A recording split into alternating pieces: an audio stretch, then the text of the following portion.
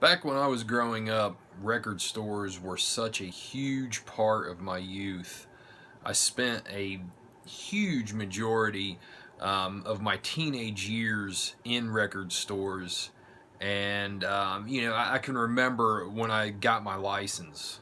Me and my friends, we would always be going to the mall. Back then, it was Camelot Music, which eventually became FYE Music. And there was an independent store there called CD Connection we would always go to. And it was just always so much fun to go and browse through CDs and, earlier cassettes. And very early time was records, LPs. But record stores, CD stores, they had such a huge impact on my life. And I think that it's a shame that it's not as prominent as it used to be with everything going digital. I get the convenience of it. I get the ease of use, and I use digital technology too.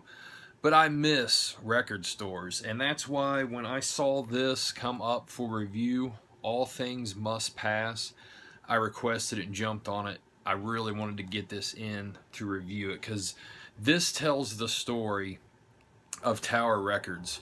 So, when I saw this, I was like, man, I've got to check this out.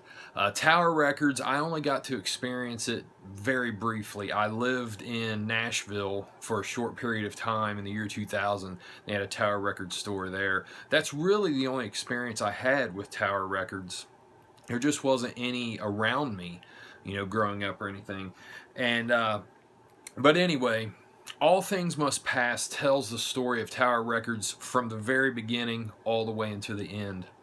They started in Sacramento, California in 1961, and it follows them there, and all the people involved with that store are all on this.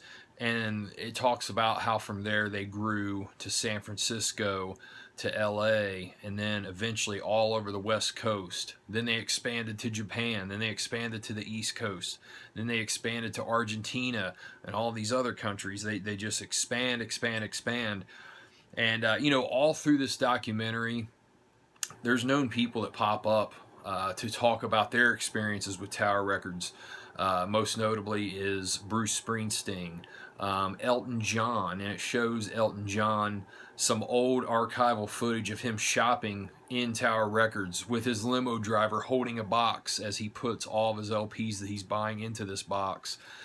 And also Dave Grohl is on here talking about the first job he ever had was at Tower Records in San Francisco. And it's just such a great documentary that's very, very well put together. Blah. Colin Hanks, Tom Hanks' son, directed this, and he did a very, very good job. And I love all the archival footage, all the older footage that they were able to come upon, old commercial ads that ran on the radio, and how he was able to get everybody that was there that experienced this, that helped grow the business. He got them all involved with this documentary. And this came out in 2015. It's just now being released by MVD Entertainment.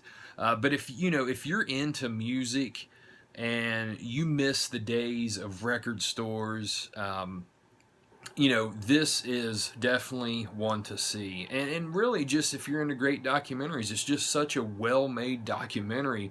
If you're a documentary fan, you're definitely going to love this.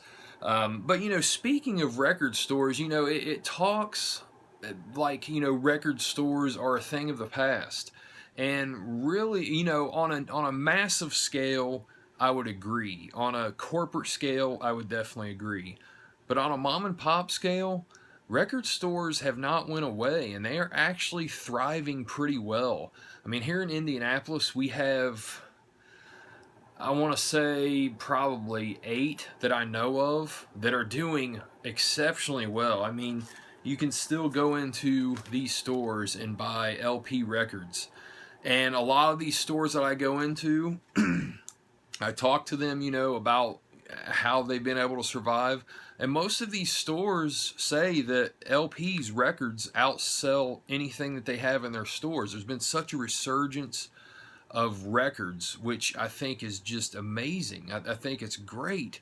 And you know, every time I go into these stores, they're filled with people. I've never went into these stores and they're just bare. There's always people in there, not only looking but buying records. And in 2016, I think that's pretty amazing. You know, because like this talks about, you know, when Napster came along, that really changed things, of course, and it just kept spiraling from there for the record industry. And again, it's the convenience of it. It's the ease of being able to just get on a computer, click a button, bam, you have a song, you have an album. And you know, I did it. I quit buying CDs a long time ago. And you know, one thing that I realized as I started buying records again this year is it really cheapens music. I mean, it did for me. Like, that's what I noticed about just digital downloads, is it really cheapens music. It takes away a lot of the significance of it.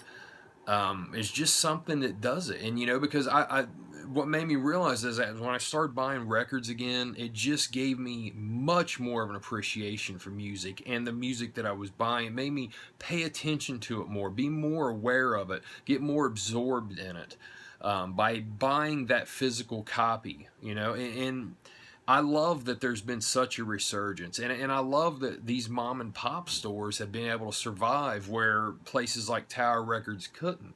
You know, and the digital revolution was not all of, you know, Tower's downfall. They had a lot of things that happened that I won't, you know, give away in case you want to see this. But there was a huge influx of problems that they came upon that caused their unfortunate demise.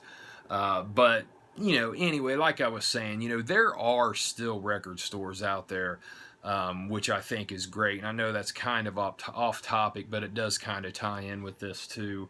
But guys, again, absolutely fantastic documentary. I loved it. You know, there's no special features on here. Um, you know, but it's perfect. I mean, it tells the entire story right from the very first store until they shut down, and it's amazing. You know, it starts off um, with a graphic on the screen, you know, that talks about how in 1999 they had $1 billion profit, and just 5 years later they'd filed bankruptcy and were gone, pretty much gone. I mean, it's amazing that a business this huge that had lasted 30 plus years could basically disappear overnight, pretty much. But you know, a lot of mistakes were made, and it is what it is at this point. But there are record stores out there, guys. There really are, you know, and if you look, you will find them, and they are fun to visit, you know. And it's just, I don't know, it's awesome. But anyway, great documentary, guys. I'm going to give this one a 9 out of 10. And I highly recommend it for music fans and for fans of just great documentaries. Very, very good documentary. I will put the link below to this in case you guys want to pick it up. But I say definitely check this out. I hope you guys enjoyed this review. I know it was a little scattered, a little, you know, all over the place talking about other things. But like I said, I just felt like it fit in with this review to kind of touch on that a little bit. So yeah, that's it. All things must pass. I am Jason. You've been watching Beyond the Realms, guys. Have a good one. Later.